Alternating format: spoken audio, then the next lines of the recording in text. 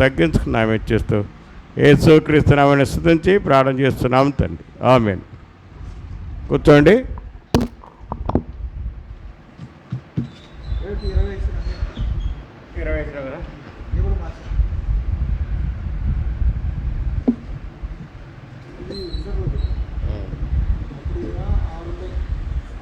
ఏడు డ్రాపిస్తాను. డ్రాపిస్ 3 డ్రాపిస్. వాడు ఇచ్చిన డైరెక్ట్ ఆదివారమే వస్తారు కదా, ఆ రోజే తీసుకోవటము పూజ చేసుకొని అయిపోతే దాంట్లో కానీ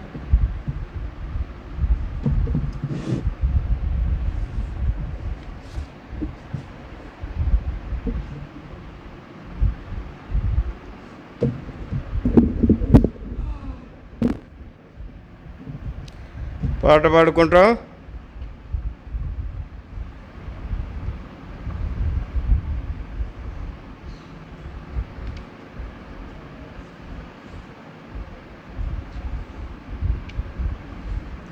డెబ్బై పాట పాడుకుంటాం.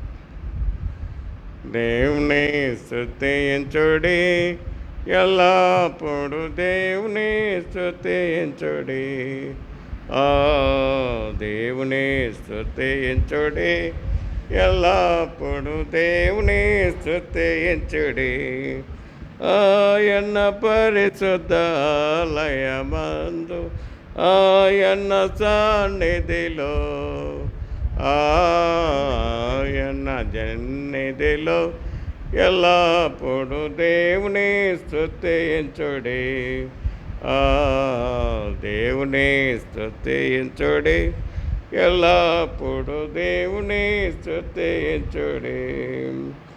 ఆయన బలమును ప్రసిద్ధి చేయు, ఆయన బలమును ప్రసిద్ధి చేయు ఆకాశ విశాలమందు, ఆకాశ విశాలమందు ఎల్లప్పుడు దేవుని స్తుతించుడి.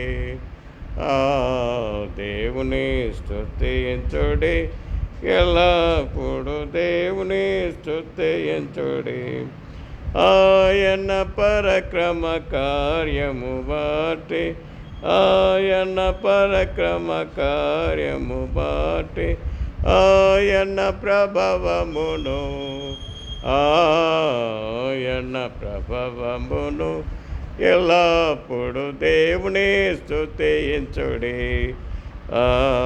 దేవుని స్తుతించుడి, ఎల్లప్పుడు దేవుని స్తుతించుడి. పురాధనితో ఆయన స్తుతించుడి, పురాధనితో ఆయన స్తుతించుడి.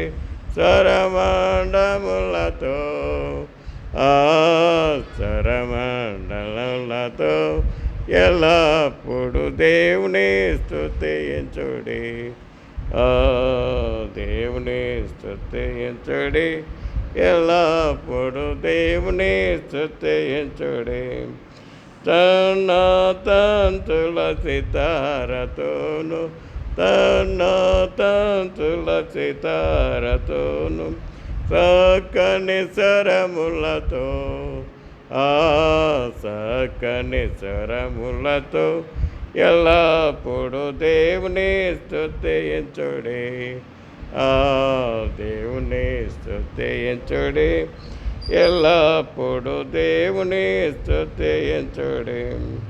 తంబురతోను నాట్యముతోను, తంబురతోను నాట్యముతోను తంతి వాద్యములతోను, తంతి వాద్యములతోను ఎల్లప్పుడు దేవుని స్తుతించుడి. దేవుని స్తుతించుడి, ఎల్లప్పుడు దేవుని స్తుతించుడి. పిల్లన గోవుల చల్లగనూది, పిల్లన గోవుల చల్లగనూది ఎల్ల ప్రజలు చేరి, ఎల్ల ప్రజలు చేరి ఎల్లప్పుడు దేవుని స్తుతించుడి. ఆ దేవుని స్తుతించుడి, ఎల్లప్పుడు దేవుని స్తుతించుడి. రోగు తలములతో ఆయనను స్తుతించుడి, రోగు తలములతో ఆయనను స్తుతించుడి. గంభీర తాళముతో, ఆ గంభీర తాళముతో ఎల్లప్పుడు దేవుని స్తుతించుడి. ఆ దేవుని స్తుతించుడి, ఎల్లప్పుడు దేవుని స్తుతించుడి. సకల ప్రాణము యెహోవాను స్తుతించుడి, సకల ప్రాణులు యెహోవాను స్తుతించుడి. హల్లెలూయా ఆమేన్, హల్లెలూయా ఆమేన్. ఎల్లప్పుడు దేవుని స్తుతించుడి, దేవుని స్తుతించుడి, ఎల్లప్పుడు దేవుని స్తుతించుడి.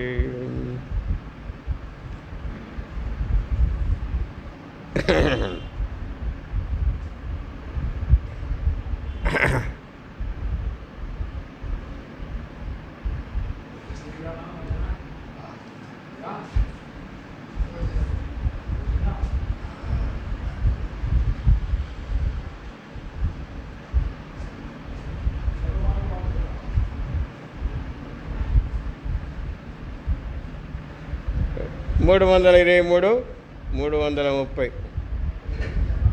జయించు వారిని కొనిపోవా, ప్రభు యేసు వచ్చును. జయించు వారిని కొనిపోవా, ప్రభు యేసు వచ్చును. స్తుతించుకొనిదరుగా వారి సమస్తము, స్తుతించుకొనిదరుగా వారి సమస్తము. జయించు వారిని కొనిపోవా, ప్రభు యేసు వచ్చును. జయించు వారిని కొనిపోవా, ప్రభు యేసు వచ్చును. ఎవరు ఎదురు చూతురు సంసిద్ధులౌదురు, ఎవరు ఎదురు చూతురు సంసిద్ధులౌదురు. ప్రభునాకనే వరసింతురు, కనిపోవా క్రీస్తు వచ్చును. ప్రభురాకనే వరసింతురు, కనిపోవా క్రీస్తు వచ్చును. జయించు వారిని కొనిపోవా, ప్రభు యేసు వచ్చును. జయించు వారిని కొనిపోవా, ప్రభు యేసు వచ్చును. యేసు శిష్యులతో పలికే, తిరిగి వస్తున్నానే. యేసు శిష్యులతో పలికే, తిరిగి వస్తున్నానే. సిద్ధపరచు స్థలమును నేనుండు చోట మీరు, సిద్ధపరచు స్థలమును నేనుండు చోట మీరుండ. జయించు వారిని కొనిపోవా, ప్రభు యేసు వచ్చును. జయించు వారిని కొనిపోవా, ప్రభు యేసు వచ్చును. ఎవరు యేసునితో నడతురు సంసిద్ధమౌదురు, ఎవరు యేసునితో నడుతురు సంసిద్ధమౌదురు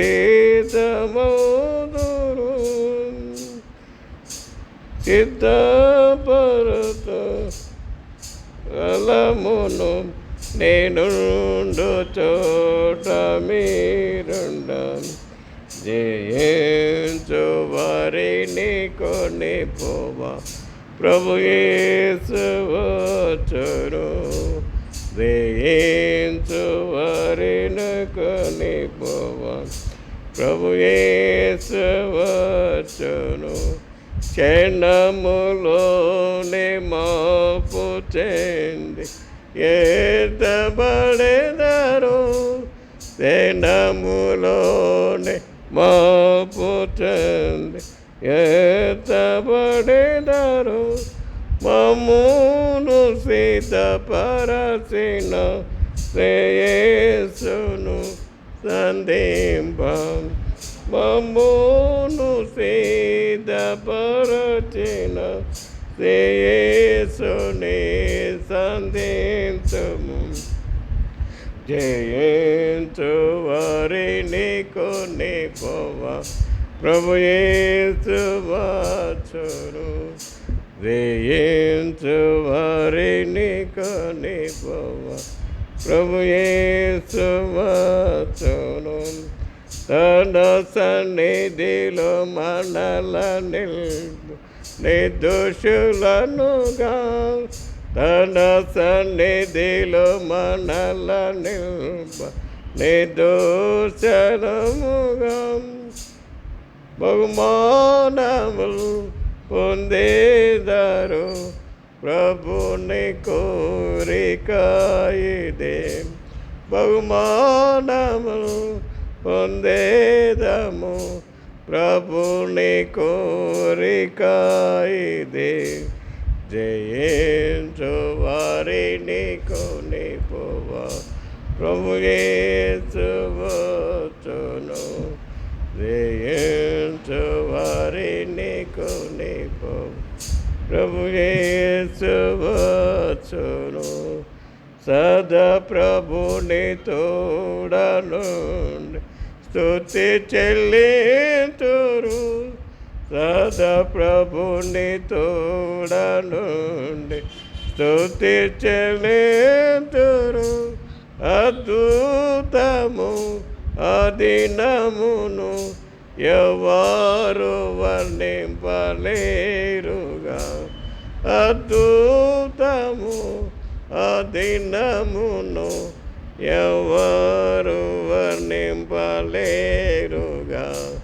జయించు వారిని కొని పోవా ప్రభు యేసు వచ్చును జయించు వారిని కొని పోవా ప్రభు యేసు వచ్చును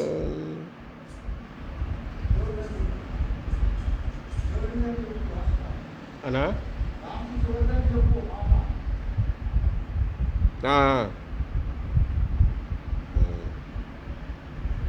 ఈ పాట చివరి పాట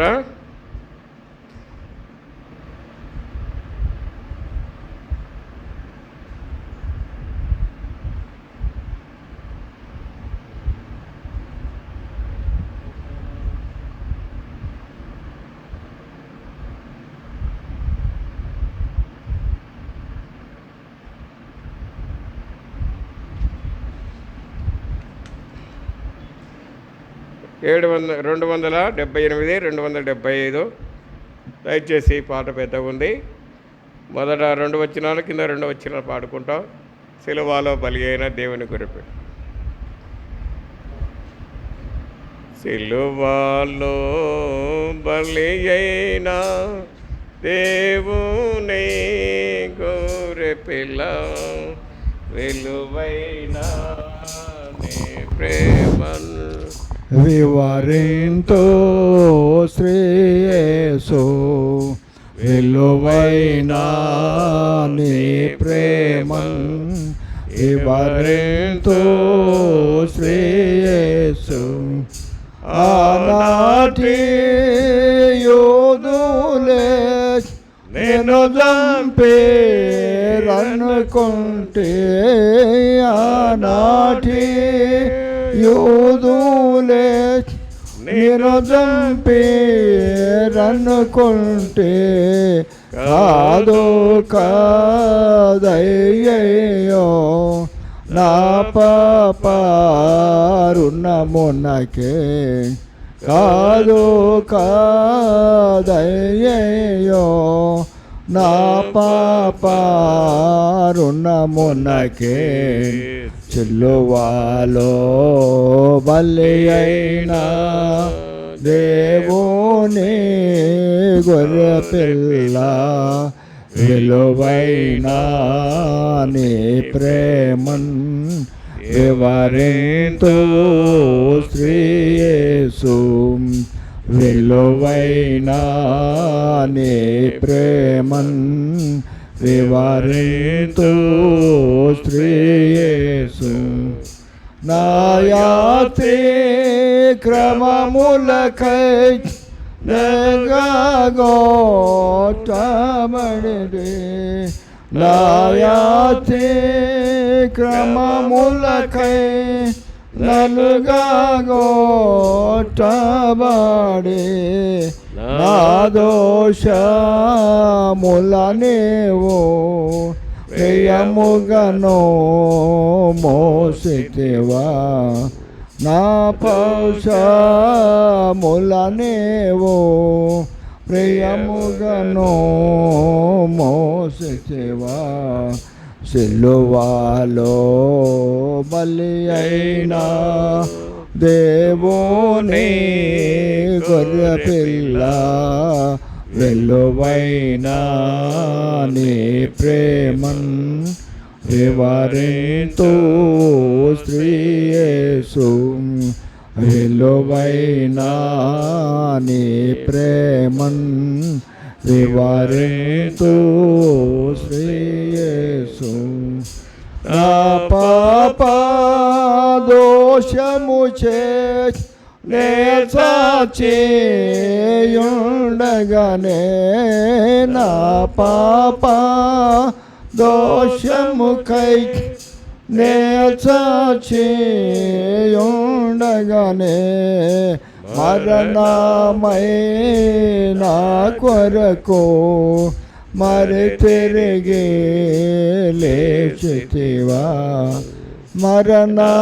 మరణమైన కొరకు మరి తిరిగి లేచితివా సిలువలో బలి అయినా దేవుని గొర్రెపిల్ల విలువైన నీ ప్రేమన్ వివరింతు శ్రీయేసు విలువైన నీ ప్రేమన్ వివరింతు శ్రీయేసు పరమోనా కెత్తబడిన ప్రియ యేసు రాకడకై పరమోనా కెత్తబడిన ప్రియ యేసు రాకడకై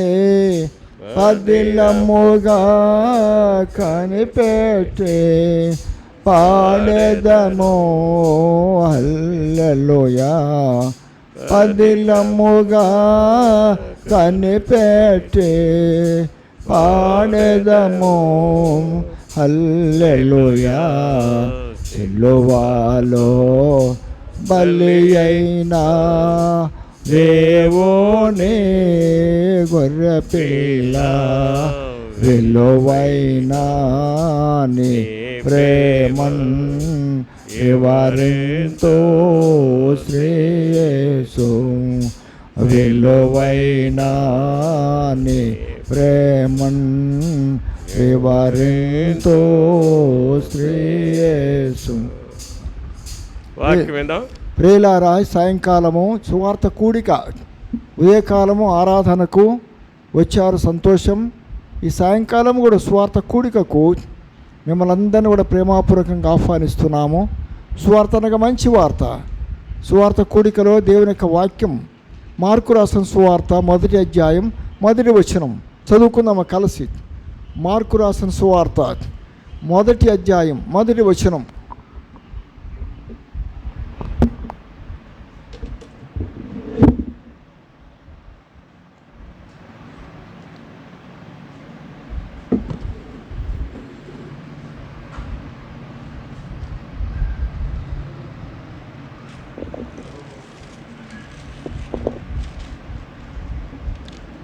మార్కు రాసిన సువార్త 1వ అధ్యాయం 1వ వచనం.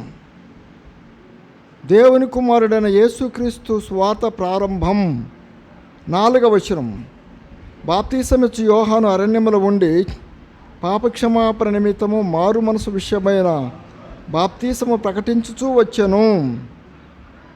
ఆ తర్వాత మరి 5వ వచనం. అంతటా యూదయ దేశస్థులందరూ యెరూషలేము వారందరూ బయలుదేరి అతని యొద్దకు వచ్చి తమ పాపములు ఒప్పుకొనుచు యోర్దాను నదిలో అతని చేత బాప్తీసము పొందుచుండిరి. ప్రియులారా, సువార్త యొక్క ప్రాధాన్యత. సువార్త అనగా మంచి వార్త. ఈ మంచి వార్త ఎలాంటిదంటే మంచి వార్త ఎలాంటిదనగా సువార్త అనగా మంచి వార్త. ఏమీ మంచి వార్త అంటే మరి ఆ కాలంలో ఏమీ సదుపాయములు లేకపోయినా, భోజన సహవాసము లేకపోయినా ఈ సువార్త మంచి వార్త. దేవుని సేవకులైన వారు యోహాను ప్రకటించిన వారు ఉంటూ వచ్చారు. సువార్తలు 4 దేవునికి పరిశుద్ధ గ్రంథములో మత్తయి, మార్కు, లూకా, యోహాను 4 సువార్తలు గలవు. మంచి వార్తలు. మంచి వార్తలు వింటే మనకు క్షేమం ఉంటుంది. ఈ మంచి వార్తలు ఆ కాలంలో యేసుక్రీస్తుని గురించిన తెలియపరిచిన ఈ మంచి వార్తలు బాప్తీసమిచ్చు యోహాను ఆయన శరీరానికి ఒంటె చర్మము కట్టుకొని, నడుముకు దట్టిగా కట్టుకొని, అడవిలో తేనె ఇకపోతే మిడతలు తినుకుంటూ ఈ సువార్త ప్రకటించిన వాడు ఉంటూ వచ్చాడు. ఏంటి సువార్త? మంచి వార్త ఏంటి అనగా ఆ కాలంలో జనులు గలరు, ప్రజలు గలరు. తనకు సమీపంలో ఉన్నటువంటి గ్రామాలన్నిటికీ వెళ్ళి ఈ సువార్తను, ఈ మంచి వార్తను ఆయన ప్రకటిస్తూ వచ్చాడు. మొదటిగా తాను ప్రకటించిన వార్త ఏమనగా పాపక్షమాపణ. పాపక్షమాపణ గురించి చెప్పాడు. దాన్ని అంటే ఎవరైతే పాపం చేస్తారో అలాంటి వారు క్షమించబడాలి, వారు క్షమాపణ పొందాలి అనే విషయాన్ని చెప్పాడు.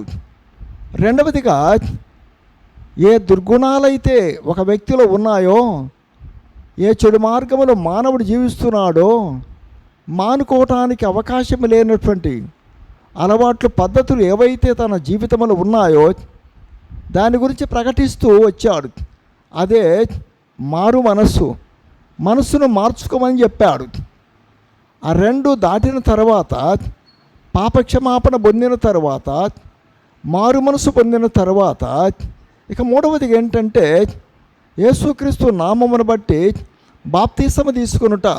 అంటే నా పాపాలు, నా పాపముల కొరకు, నా చెడు జీవితము కొరకు నేను చస్తున్నాను. యేసుక్రీస్తు ప్రభువారు పాపి కొరకు ప్రాణం పెట్టిన విధముగా నేను కూడా నా పాపాన్ని దినము వదిలిపెడుతున్నానని, నేను మారు మనసు పొందుచున్నానని ఒప్పించబడిన వారై ఆయన నామమును బట్టి బాప్తిసం తీసుకోవటం. కాబట్టి ఆయన మాట విని, ఆ సువార్త విని చాలామంది వారందరూ కూడా చూడండి ఏం చేస్తూ వచ్చారనగా 5వ వచనములో తమ పాపమును ఒప్పుకొనుచు యోర్దాను నదిలో అతని చేత బాప్తిసము పొందిరి. పాపాలు ఒప్పుకోవాలి, మారు మనసు పొందాలి. ఈ 2 జరిగినప్పుడే బాప్తిసం యొక్క ప్రాధాన్యత. ఒక వ్యక్తి నరకము తప్పించుకొని దేవుని రాజ్యంలో, పరలోక రాజ్యంలో ప్రవేశించాలంటే పాపక్షమాపణ పొందాలి, తన జీవితంలో మారు మనసు పొందాలి. ప్రభువు నామాన్ని బట్టి తాను బాప్తిసం తీసుకున్నట్లయితే ఆ వ్యక్తికి దేవుడిచ్చిన ముద్ర, ఇతడు పరలోకానికి వారసుడు అవుతాడు. కారణం ఏమంటే పాపానికి క్షమాపణ పొందాడు. రెండవదిగా తన జీవితంలో ఏదైతే చెడుగైతే ఉన్నాదో దాని గురించి మారు మనసు పొందాడు.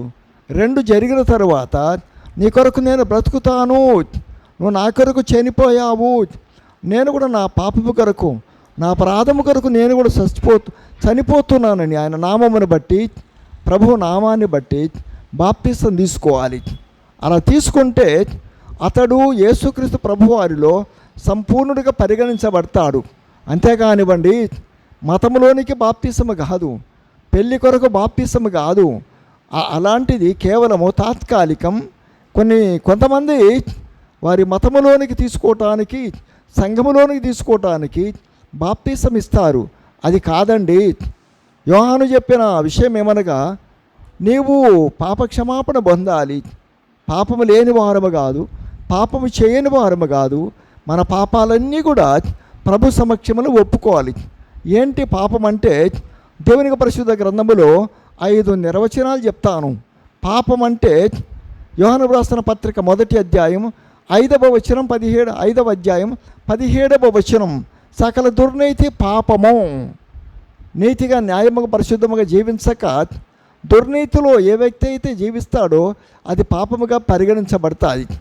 ఇకపోతే రెండవదిగా పాపం అనే పదానికి అర్థమేమనగా, యాకోబు రాసిన పత్రిక 4వ అధ్యాయం 17వ వచనములో ఏమని వ్రాయబడ్డదనగా, ఒకనుకు మేలు చేయనేరియు చేయకపోతే అది పాపమని వ్రాయబడ్డాది.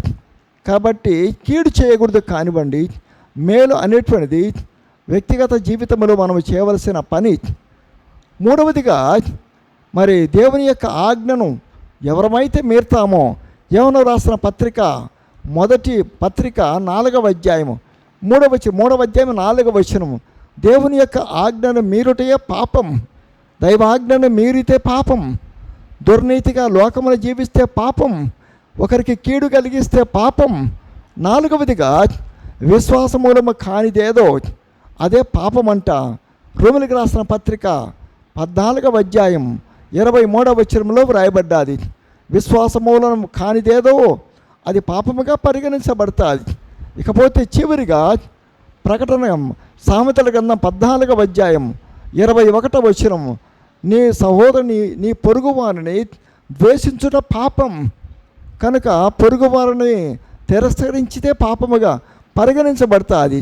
హద్దు మీరి ప్రవర్తించడం వలన కూడా అతడు మరి ఇబ్బంది పడేవాడు ఉంటాడు. మూర్ఖముగా జీవిస్తూ ప్రత్యుత్తరం ఇస్తే అది పాపముగా పరిగణించబడతాది. కాబట్టి హత్య చేస్తే పాపం, వ్యభిచారం చేస్తే పాపం, అబద్ధం చేస్తే పాపం అంటాము కానివ్వండి. ఆత్మీయ జీవితంలో దుర్నీతి ఉంటే పాపమే, కీడు మనసులో దాచుకుంటే పాపమే, ఇకపోతే మేలు చేయకపోతే పాపమే, దేవుని యొక్క ఆజ్ఞను మీరితే పాపముగా పరిగణించబడతాది. యేసుక్రీస్తు వారిపైన ప్రగాఢమైనటువంటి విశ్వాసము కలిగి ఉండకపోవటమే పాపము. పొరుగువానిని తిరస్కరించి పొరుగువానికి కీడు జరిగిస్తే అది పాపం. కనుక ప్రియులారా, ఆ కాలములో క్షమాపణ పొందాలి. దేనికి క్షమాపణ పొందాలంటే, దేవుని యొక్క ఆజ్ఞను ఎవరమైతే మెరుతున్నామో అలాంటి వారు పాపిగా పరిగణించబడతారు. కాబట్టి అలాంటి వ్యక్తి తన పాపాల విషయమై పశ్చాత్తాపపడాలి, క్షమాపణ పొందాలి. పాపము చేయకపోతే క్షమాపణ అవసరం లేదు కానివ్వండి. పాపము చేసినటువంటి ప్రతి ఒక్కరము కూడా దైవ సమక్షంలో క్షమాపణ పొందితేనే మరి ఆ వ్యక్తి దేవుని కుమారుడిగా, దేవుని కుమార్తెగా పరిగణించబడతాడు. అది మొదటి విషయం. కాబట్టి ఆది కాలంలో దేవుడు మానవాళికి నిర్గమకాండం 20వ అధ్యాయం 10-15 వచనాలు గమనిస్తే అక్కడ 10 ఆజ్ఞలు ఇచ్చాడు. ఆ ఆజ్ఞలలో ఏది మీరినా సరే అది పాపముగా పరిగణించబడతాది. ఆజ్ఞను అతిక్రమించటే పాపం. ఆ రెండు అనగా మొదటిగా దేవుడిచ్చిన ఆజ్ఞలు, తర్వాతదిగా అవి రెండుగా నూతన నిబంధనలు యేసుక్రీస్తు ప్రభు వారి కాలములో 2 ఆజ్ఞలుగా ఆయనే చెప్పాడు.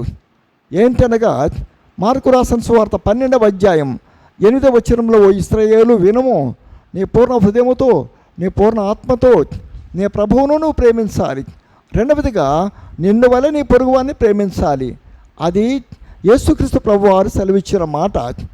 ఇకపోతే మూడవదిగా రోమిలకు రాసిన పత్రిక 13వ అధ్యాయం 8వ వచనములో ఏమని వ్రాయబడ్డదనగా, పౌలు గారు చెప్తారు, అదేమనగా నిన్ను వల్ల నీ పొరుగువారిని ప్రేమించినట్లయితే, ఆది కాలంలో దేవుడు చెప్పిన ఆ 10 ఆజ్ఞలు కూడా దానిలోనే ఇమిడి ఉన్నాయి. ఇది మీరితే వ్యక్తి పాపిగా పరిగణించబడతాడు.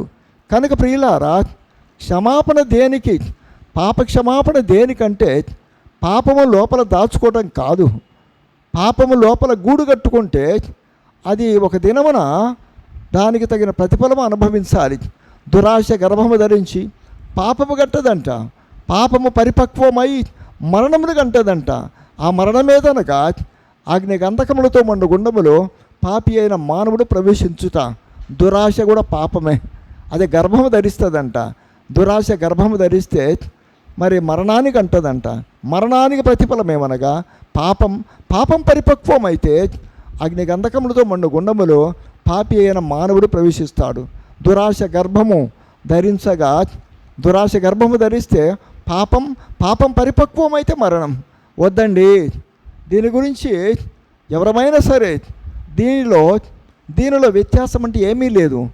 వీరికి మాత్రమే ఇది వర్తిస్తుంది, వీరికి మాత్రమే వర్తించదు అనేది ఎప్పుడు కూడా ఆలోచించకూడదు. ప్రతిది కూడా పరిశుద్ధ గ్రంథములో వ్రాయబడినటువంటిది ప్రతిది కూడా ప్రతి ఒక్కరికి వర్తిస్తుంది. మానవ జాతికి వర్తిస్తుంది.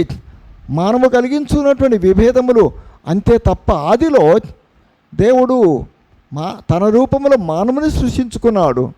తనకు గాఢ నిద్ర కలగజేసి స్త్రీగా సృష్టించినాడు. వారిద్దరి జంట మాట మీరితే పాపం, దానికి క్షమాపణ కావాలి. రెండవదిగా మారు మనసు పొందాలంట. ఏంటండి మారు మనసు అంటే, నేను ఒక వ్యక్తి దగ్గరికి మార్గ మధ్యలో కలిశాను. ఆయన బీడి తాగుతున్నాడు. ఏం పెద్ద అయినా బీడి ఎందుకు తాగుతావు, దాన్ని మానుకుంటే బాగుంటుంది కదా అని అడిగాను. సార్, ఇది మానుకోవటానికి సాధ్యం కాలేదు, పెద్ద సమస్య కాదు కదా, త్రాగటమే బీడి త్రాగుతున్నావు, దాన్ని బట్టి మరి ఒకటి కూడా త్రాగాల్సి వస్తుంది, ఇదంతా కూడా ప్రమాదమైన విషయం కదా. మనసు మార్చుకుందాం.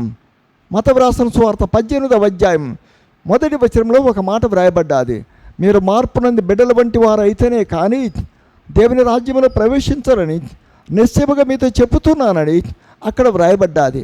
మనసు మార్చుకోవటం అది పెద్ద విషయమేమి కాదు. ఉదయాన్నే ఒక ఆయన దగ్గరే నేను మా ప్రయాణంలో ఒక వ్యక్తితో కలిశాను. దైవ ప్రేమ అనే పత్రిక ఇచ్చాను.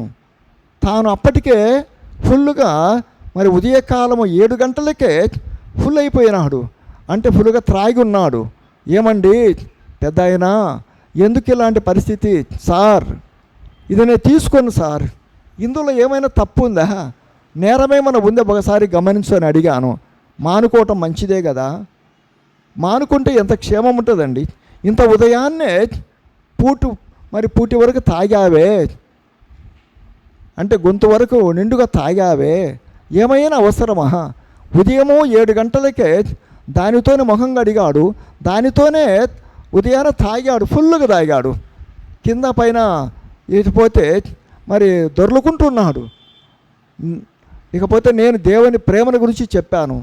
సార్, నాకు టైం కావాలి. ఎందుకండి టైము, ఏం జరుగుతుందో తెలియదు కదా, నువ్వు మార్గ మధ్యములో ఉన్నావు, ఈ ఉదయకాలము నువ్వు ఇల్లు చేరుతావో లేదో, భార్య ఉంది కదా, పిల్లలు ఉన్నారు కదా, ఎందుకు వారికి ఎందుకు అన్యాయం చేయాలి? అది మానుకుంటే మంచిది కదా. ఎంతో డబ్బు ఖర్చు చేస్తున్నావు, ఇంత ఉదయకాలమే నీవు ఇలాగనే ఇంటికి వెళ్తే ఆమె ఎంత కష్టపడుతుంది, ఆమెను ఎంత బాధ పెడతావో, ఇకపోతే పిల్లలకు కుటుంబంలో ఏమైనా నెమ్మది ఉంటుందని చెప్పాను. సార్ ప్రార్థన చేయండి అని అడిగాను. చేస్తానండి, చేయటానికి మేము ఉండేది, కానీ జీవితంలో మార్పు కోరు. జీవితంలో మార్పు అనేది ఎంతైనా అవసరమే. ఆ వ్యక్తిని మనము మందలించినా కూడా దేవుడే కార్యం చేయాలి. కనుకనే జీవితంలో మార్పు అవసరం. అబద్ధమాడే వారమైనా, దొంగతనం చేసే వారమైనా, వ్యభిచారం చేసేవారమైనా ఒక్కసారిగా మన హృదయంలో దేవుని యేసుక్రీస్తు ప్రభువారిని తలుచుకుంటే మనసు మారిపోతుంది. అది వద్దనుకుంటాం, త్రుంచి వేస్తాం. నా వరకు నేను డిగ్రీ చదివేంత వరకు కూడా నా జీవితంలో మార్పు లేదు. రకరకాల దురలవాట్లకు లోనైన వాడను. ఒక దినం వచ్చాది, ఆయన సన్నిధానంలో మోకరించినాను, ప్రార్థన చేసినాను, నా పాపాలన్నీ ఒప్పుకున్నాను, జీవితంలో మార్పు పొందాను. అంతేనండి, వద్దనుకుంటే సరిపోతుంది. దానికి మనము ఇక ప్రయత్నం చేయవలసిన పని లేదు. దానికి పెద్దగా ఆలోచించవలసిన పని లేదు. ఏదైతే ఏ చెడుగైతే మన హృదయంలో మన మనసులో ఉందో దాన్ని మనం కాదనుకుంటే సరిపోతుంది. దేవుని పరిశుద్ధ గ్రంథములో ఎంత ఆనందము, ఎంత సంతోషం అంటే లూకా వ్రాసిన సువార్త 15వ అధ్యాయము 7వ వచనంలో ఒక మాట వ్రాయబడ్డది. ఏంటంటే, ఒక పాపి మారు మనసు పొందితే యేసుక్రీస్తు ప్రభువారు పరలోకములో చాలా ఆనందముగా సంతోషంగా ఉంటాడంట. ఇక్కడికి వచ్చేటువంటి ఎవరమైనా దేవుని మందిరములో దేవుని సన్నిధికి వచ్చినటువంటి మనమందరము కూడా ఒకవేళ మనసు మార్చుకోకపోతే, మనసు మార్చుకుంటే ఎంత ఆనందం, ఎంత సంతోషం. ఉదాహరణకు మన కుమారుడే వాడు చెడు మార్గంలో ఉన్నాడు అనుకుందాం. చెడు మార్గంలో ఉన్నవాడిని మనం అనేకసార్లు చెప్తాం, వద్దరా బాబు, జీవితంలో మార్పు కలుగు, జీవితంలో మార్చుకో అని చెప్తే కొంతకాలానికి తన జీవితంలో మార్పు కలిగింది అనుకోండి, ఆ తల్లి ఆ తండ్రి ఎంత సంతోషపడతారు. అంతేకాదు, ఇకపోతే పెళ్ళైన తర్వాత ఆమె ఎంత సంతోషపడుతుంది, ఆ బాధ అంతా తొలగించబడుతుంది. ఆయన పెట్టే బాధ అంతా కూడా ఆమె మర్చిపోతుంది. నా భర్తలో మార్పు వచ్చింది, నా భార్యలో మార్పు వచ్చింది, వారు దేవుని యొక్క సన్నిధానికి వెళ్తున్నారు, జీవితంలో మార్పు కలిగిన వారు ఉంటున్నారు. ఎంత ఆనందం అండి, ఎంత సంతోషం. కాబట్టి ఒక్క పాపి ప్రభు నామాన్ని బట్టి మారు మనసు పొందితే పరలోకములో ఆయన సంతోషిస్తాడంట. అదే 10వ వచనంలో కూడా ఒక మాట వ్రాయబడ్డది. ఏంటనగా, యేసుక్రీస్తు ప్రభువారు పరలోకములో దేవుని యొక్క దూతలతో కూడా సంతోషిస్తాడంట. ఎలాగా? ఒక పాపి మారు మనసు పొందితే దేవుని దూతలతో కూడా ఆయన పరలోకంలో ఆనందించేవాడుగా ఉంటాడంట, సంతోషించేవాడుగా ఉంటాడంట. చూడండి, భౌతికముగా మన జీవితంలో మార్పు కలిగితే ఎంత సంతోషం. ఇంట్లో శాంతి, సమాధానం, నెమ్మది ఉంటుంది. ఇకపోతే సమాజంలో గౌరవం ఉంటుంది, సమాజంలో మర్యాద ఉంటుంది. నేను వస్తూ చూశాను, మరి సాయంకాలం తాగి పడిపోయాడు. అక్కడ ఉన్నటువంటి వ్యక్తి ఒక బిందె నీళ్ళు పోశారు, లేస్తాడేమో. చూడండి ఎంత భయంకరం. మిట్ట మధ్యాహ్నం 1:30 సమయంలో తాగాడు, రోడ్డు ప్రక్కలు పడిపోయాడు. ఆ భార్య ఎంత వేదన పడుతుంది. నా భర్త ఇంకా రాలేదే, ఈ పిల్లల గతి ఏంటి, ఈ పిల్లలు నేను ఎలాగ పోషించుకోవాలి. ఆమె ఎంత వేదన పడుతుంది. ఆ పిల్లలు మా నాన్నగారు ఎక్కడున్నాడు, ఏం చేస్తున్నాడు, బయటికి వెళ్ళాడు, ఇంకా రాలేదు. పోలీసు పాయింట్ దగ్గరనే పడిపోయాడు. ఆయన దగ్గర ఎవిడెన్స్ ఏముంది? ఏమైనా ఒకవేళ ఆధార్ కార్డు లేపితే కూడా లేయటం లేదు. ఒక బిందె నీళ్ళు పోసినా కూడా కదలటం లేదు. అలాంటి వ్యక్తి దేవుని రాజ్యానికి ఏమైనా వారసుడు అవుతాడా? అలాంటి జీవితము కుటుంబానికి ఏమైనా నెమ్మది ఉంటుందా? అలాంటి జీవితము ఇకపోతే భార్య బిడ్డలు ఏమైనా సంతోషంగా ఉంటారా? కష్టమైన విషయం అండి. యేసుక్రీస్తు ప్రభువారు లోకానికి ఎందుకు వచ్చాడంటే, ఎవరైతే పాప జీవితంలో జీవిస్తున్నారో వారు మారు మనసు పొందాలి. దేవునికి పరిశుద్ధ గ్రంథములో వ్రాయబడిన మాట ఏమనగా, తన ప్రజలను వారి పాపముల నుండి ఆయన రక్షించును గనుక ఆయనకు యేసు అని పేరు పెట్టబడును. యేసు అన్న మాటకి రక్షకుడు అని అర్థం. లూకా వ్రాసిన సువార్త 19వ 10వ వచనములో ఏమని వ్రాయబడ్డదనగా, నశించిన దానిని వెదక రక్షించుట కొరకు యేసుక్రీస్తు ప్రభువారు ఈ లోకానికి వచ్చాడు. ఎందుకు వచ్చాడండి?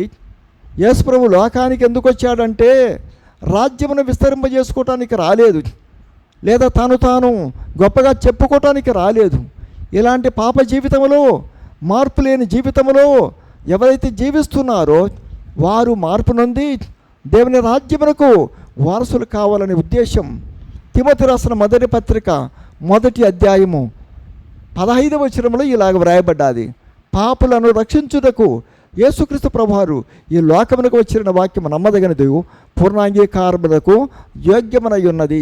పీడ ఆ కాలములో ఏమీ తినకుండా అడవి తేనె మరి మిడతలు తింటూ చలికి వానకు ఇకపోతే ఎండకు దీనంతటికీ తాలుకొని సువార్త ప్రకటించాడు. మారు మనసు, మీరు పాపక్షమాపణ పొందండి, మారు మనసు పొందండి, ఈ 2 కార్యములు చేస్తే ఆయన నామమును బట్టి బాప్తీసం ఇచ్చాడు కొన్ని వందల మంది. పేతురున్న భక్తుడు ఒక్కసారి వాక్యం చెప్తే 3,000 మంది రక్షించబడ్డారు, పాపాలు ఒప్పుకున్నారు, మారు మనసు పొందినారు, ఆయన నామమును బట్టి బాప్తీసం తీసుకున్నారు. రెండవసారి అనగా 4వ అధ్యాయం అపొస్తలుల కార్యములు 4వ అధ్యాయం 4వ వచనములో రెండవసారి ఆయన వాక్యం చెప్తే 5,000 మంది రక్షించబడ్డారు. ఎంతకాలం ఉందామండి? ఎంతకాలం జీవితంలో మార్పు లేకుండా బ్రతుకుతాం? అజ్ఞాన కాలం అది. ఆ అజ్ఞాన కాలములో దేవుడు చూడనట్లుగా ఉన్నాడు. ఇప్పుడైతే అందరూ అంతటా మారు మనసు పొంది సువార్తను నమ్మి దేవుని రాజ్యమునకు వారసులు కావాలని ఆయన కోరుతున్నాడు. ఎందుకు కాలయాపన చేయటం వలన ఏమైనా జీవితంలో మేలు కలుగుతుందా? కాదండి. కనుక మన పాపము కొరకు, మన దోషము కొరకు, మన అపరాధము కొరకు ఎవరూ ప్రాణం పెట్టలేదు. యేసుక్రీస్తు ఒక్కరు మాత్రమే ఆయన ప్రాణం పెట్టిన వాడు ఉన్నాడు. ఆయన మనం చేతులతో చేసిన తప్పు నేరము కొరకై ఆయన చేతులలో సిల్లగొట్టబడ్డాయి. నీవు నేను పాదములతో పరిగెత్తుకుంటూ చేసిన పాపము కొరకై ఆయన పాదములలో సిల్లగొట్టబడుతూ వచ్చాయి. నీవు నేను చెడ్డగా తలంచిన తలంపుల కొరకై ఆయన తలపైన ముళ్ళకిరీటము పెట్టబడుతూ వచ్చాది. నీవు నేను ప్రక్కతో చేసిన పాపము కొరకై ఆయన ప్రక్కలో బలము పోటు పడిపించబడ్డాది. ఎవరు త్యాగం చేయలేదండి. మహాత్ముల మహాగణులు భూలోకములో ఎంతోమంది జన్మించినారు, వచ్చారు, వెళ్ళారు. పాపి కొరకు ప్రాణం పెట్టిన వారు ఎవరు లేరు. ఆయన అమ్మంటున్నాడు, బాబు, అమ్మ, అక్క, నా దగ్గరికి రా. ఏమీ ఇవ్వవలసిన పని లేదు, నేనేమీ కోరను. నా దగ్గరకు వస్తే మీకు నెమ్మది ఉంది, సమాధానం ఉంది. ప్రయాసపడి భారము 11వ అధ్యాయం మత్తయి రాసిన సువార్త 11వ అధ్యాయము 28, 29 వచనాలలో ప్రయాసపడి భారము మోసుకుంటున్నటువంటి సమస్తమైన వారులారా నా యొద్దకు రండి, నేను మీకు విశ్రాంతిని ఇస్తానంటాడు. ఆయన దగ్గరికి వస్తే నెమ్మది ఉంది, మన సమస్యలన్నిటికీ పరిష్కారం ఉంది. కుటుంబముల నెమ్మది, కుటుంబంలో సమాధానము, నెమ్మది ఉంటుంది. ఎందుకు కోల్పోదామండి? ఎందుకు కాదందాం? ఏమైనా డబ్బులు అడుగుతున్నాడా? ఏమైనా నీ ఆస్తి అడుగుతున్నాడా? నీ ఇల్లు వాకిలు ఏమైనా అడుగుతున్నాడా? చెడిపోయిన మన జీవితాన్ని బాగు చేయటానికి లోకంలోనికి వచ్చాడు. తన ప్రశస్తమైన రక్తమును శిలువలో కాల్చినాడు. చేయవలసిన పని ఒక్కటే, యేసుక్రీస్తు ప్రభువు అని నోటితో ఒప్పుకొని నా పాపము కొరకు, నా దోషము కొరకు శిలువలో ప్రాణం పెట్టాడు, మరణించినాడు, సమాధి చేయబడ్డాడు, తిరిగి లేచినాడని విశ్వసించినట్లయితే, నమ్మినట్లయితే నరకం తప్పించుకుంటాం, రక్షించబడతాము. ఇకపోతే యోహాను రాసిన మొదటి పత్రిక 1వ అధ్యాయము 9వ వచనములో మనము మన పాపాలు ఒప్పుకుంటే ఆయన నమ్మదగిన వాడు, నీతిమంతుడు గనుక మన పాపాలన్నీ క్షమించి సమస్తమైన దుర్నీతి నుండి ఆయన మనల్ని పవిత్రులుగా చేస్తాడు. దేవుని రాజ్యములకు వారసులు కావటానికి పవిత్రత, పరిశుద్ధత అవసరమండి. పాపముతో చేరము, పాపముతో పరలోక రాజ్యములో ప్రవేశించలేము. మార్పు లేకుండా, జీవితంలో మార్పు లేకుండా దేవుని రాజ్యములో ప్రవేశించడం అసాధ్యం.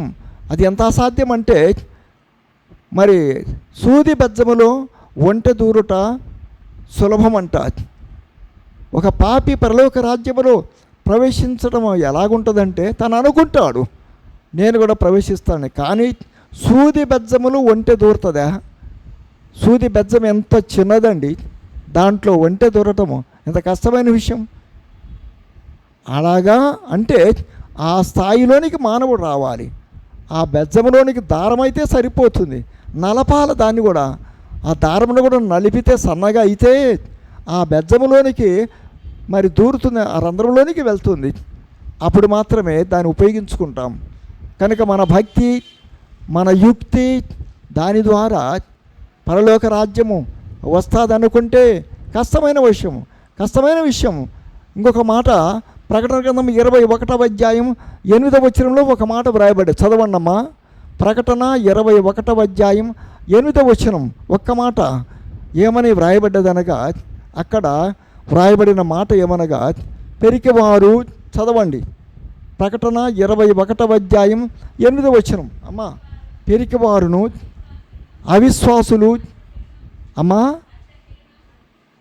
నాకు వినపల్లే, అసహ్యులను, నరహంతకులు, వ్యభిచారులు, మాంత్రికులు, విగ్రహారాధికులు, అబద్ధీకులందరూ అగ్నిగంధకములతో మండుగుండములో పాలు పంపులు పొందుతారు. ఇది రెండవ మరణం. ఒక మరణము దాటుకోను, ఒక మరణము తప్పదు, ఇక రెండవ మరణం ఉంది. మనం అనుకుంటాం, ఏమనుకుంటామంటే మరి ఒక జీవితంలో మరి ఒక జన్మ పరిశుద్ధ గ్రంథములో అలాగ వ్రాయలేదండి. మానవ రూపంలో ఉన్నటువంటి మనమే వివేకం, జ్ఞానము లేకపోతే మరొక జన్మలో కుక్కగానో నక్కగానో మనకు వివేకం ఉంటుందా? గ్రహించగలమా? ఈ జన్మలోనే మనకు సరి అయిన అవగాహన లేకపోతే మరి ఒక జన్మలో ఇంకొక రూపములో మానవుడు జన్మిస్తే అవగాహన లేనివాడుగా ఉంటాడు. లేదండి, పుట్టినవాడు గిట్టవలసిందే. పాపముతోనే జీవించి పాపములోనే మరణిస్తే వచ్చే ఫలితము నరకగుండం, అగ్నిగుండం. దాని కొరకే యేసు ప్రభు ప్రాణం పెట్టాడు.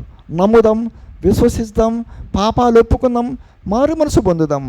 రెండవ పర్యాయము తీర్పరిగా యేసు ప్రభువు లోకానికి రానయింటున్నాడు. జరుగుతున్న విషయాలన్నీ మనకు బాగా తెలుసు. ప్రపంచంలో నెమ్మది లేదు, యుద్ధాలు, భూకంపాలు, ఇకపోతే ఎంతో ప్రమాదాలు. ఇంటి నుంచి బయటికి వెళితే ఏం జరుగుతుందో మనకు తెలియదు. ఇలాంటి పరిస్థితులు జీవిస్తున్న మనము పాపము ఒప్పుకోకుండా, మారు మనసు పొందకుండా, బాప్తీసములు సాక్ష్యం ఇవ్వకుండా మరణిస్తే నరకము తప్పదండి. ఒకవేళ క్రైస్తవుడమైనా, క్రైస్తవేతరులు పైన ఎవరమైనా ఆయన నామములో పాపాలు ఒప్పుకోవాలి, ఆయన నామములో మారు మనసు పొందాలి, ఆయన నామములో బాప్తీసములు సాక్ష్యం ఇస్తే అప్పుడు ఎప్పుడైనా మరణమే రావచ్చు. మరణం రుచి చూడక బ్రతుకు నరుడెవరు ఎవరమైనా ఉన్నామా? తప్పించుకోలేం. రాకడలో మనం తప్పించబడాలంటే ఆయన లోకానికి రాకముందుగానే బొందుల ప్రాణమునగానే ప్రభువైన యేసుక్రీస్తు నామమునందు విశ్వాసం ఉంచుము, అప్పుడు నీవును నీ ఇంటి వారును రక్షించబడుదురు. ఇదే సువార్త, అనగా మంచి వార్త. విన్న నీవు గ్రహించి జీవితము ప్రభువుకు అప్పగించుకుంటే పరిశుద్ధాత్ముడు నీ జీవితంలో మేలుపకారము చేస్తాడు. అలాగో జీవించడానికి తీర్మానించుకోవటానికి పరాత్పరుడు యేసు ప్రభు మీకు తోడయుండి నడిపించునుగాక.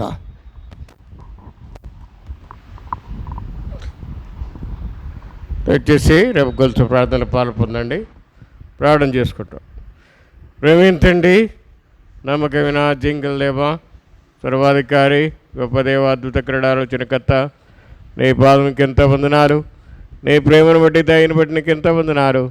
అద్భుతమైన దేవుడు, ఆశ్చర్యకరమైన దేవుడు, సర్వకృపాన దేవుడు, గొప్ప దేవుడు యేసు క్రీస్తు నిన్న నేడు ఏకరీతికున్న దేవుడు విధానం కొరకై నేను స్తుతిస్తున్నాం.